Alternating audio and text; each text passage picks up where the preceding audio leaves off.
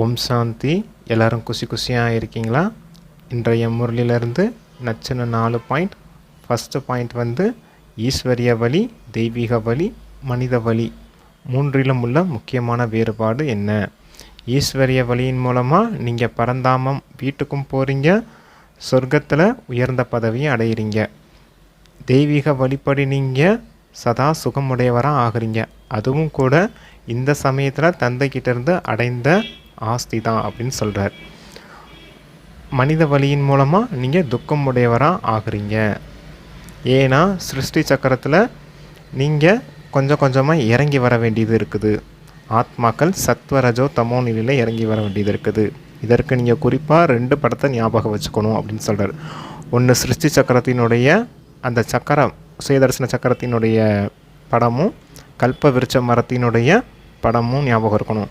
கல்பத்தின் ஆயுள் 5000 வருஷம் இல்லையா?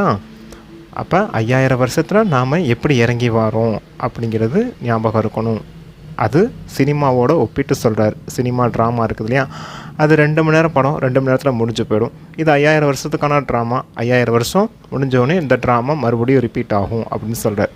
எப்படி ஒரு படத்தை இப்போ நம்ம பார்க்குறோம், அதே படத்தை திருப்பி பார்த்தோம்னா எந்த சீனு அதே அந்த படத்தில் ஷூட் பண்ணியிருந்தாங்களோ அதே தானே இன்னொரு முறை பார்த்தாலும் நமக்கு வெளிப்படும், வேறு மாதிரி வெளிப்படாது இல்லையா? அதுபோல் இந்த ட்ராமாவும் எப்படி நடந்துச்சோ அதே போல் திருப்பியும் ரிப்பீட் ஆகி நடக்குது அப்படின்னு சொல்கிறார் அப்பா. செகண்ட் பாயிண்ட் வந்து நீங்கள் பேராசைக்கு வசமாகி தவறு செய்கிறீங்க, பேராசை பெருநஷ்டம் அப்படின்னு சொல்கிறாரு. இன்றைக்கி அதுக்கு ஒரு உதாரணம் சொல்லியிருந்தார். லஞ்சம் வாங்கி நீங்கள் பேராசைக்கு வசமாகி லஞ்சம் வாங்குறீங்க. இந்த லஞ்சம் வாங்குறதன் மூலமாக அந்த பணத்தை நீங்கள் சாப்பிட்றீங்க, அப்போ குஷி ஏற்படுது. ஆனால் போலீஸ்கிட்ட மாட்டிக்கிட்டிங்கன்னா சிறை செல்ல வேண்டியது இருக்கும். தவறு செஞ்சிங்கன்னா ட்ராமா படி தண்டனை கிடைக்கும், அப்போ நீங்கள் சிறை செல்ல வேண்டியது இருக்கும் அப்படின்னு சொல்கிறார். அப்போ பேராசைக்கு வசமாக நீங்கள் துக்கமுடையவராக ஆகிடுவீங்க அப்படின்னு சொல்கிறார். அப்போ இந்த ஒரு பிறவிக்காக அந்த பணத்தை சேமிக்கிறதுல பேராசைப்படாமல் நீங்கள் 21 பிறவிக்கான ஆஸ்தியை தந்தைக்கிட்டேருந்து அடையிறதுக்கான பேராசை வைங்க. எல்லைக்குட்பட்ட ஆசையிலேருந்து விடுபட்டு எல்லையற்ற ஆசை வைங்க அப்படின்னு சொல்கிறார். இந்த பேராசை வச்சுக்கிங்கன்னா நீங்கள் நல்லவர்களாக மாறிடுவீங்க இல்லையா அப்படின்னு சொல்கிறார். இந்த எல்லைக்குட்பட்ட ஆசையில் வச்சிங்கன்னா நஷ்டமாகும், இந்த எல்லையற்ற ஆசை வச்சிங்கன்னா உங்களுக்கு பெரிய லாபம் இருக்குது அப்படின்னு சொல்லி புரிய வைக்கிறாரு.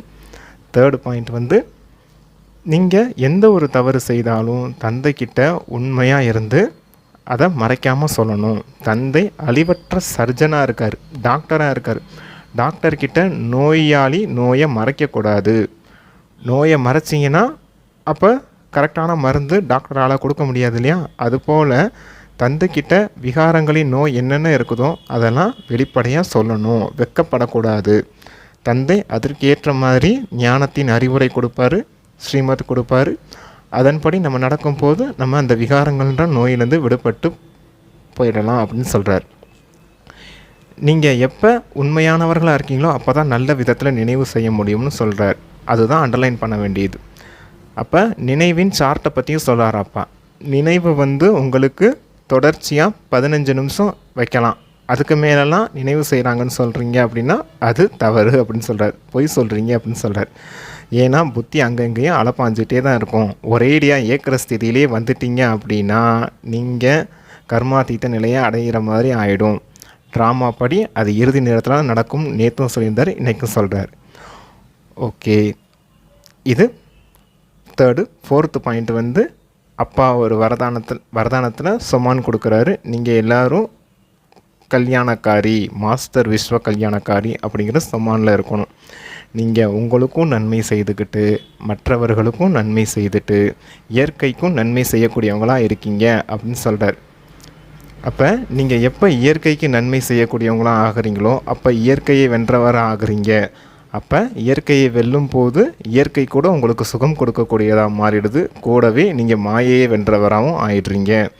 எப்போ நீங்கள் ஆத்மாவான ஆத்ம புருஷனான நீங்கள் இயற்கையை வென்று மாயையை வென்றவர்களாக ஆகிறீங்களோ அப்போ அதன் மூலமாக ஏற்படக்கூடிய ஒரு கொந்தளிப்போ நன்மையற்ற வாயு மண்டலமோ ஒருபோதும் உங்களை தாக்க முடியாது அப்படின்னு சூப்பராக சொல்லியிருந்தார்.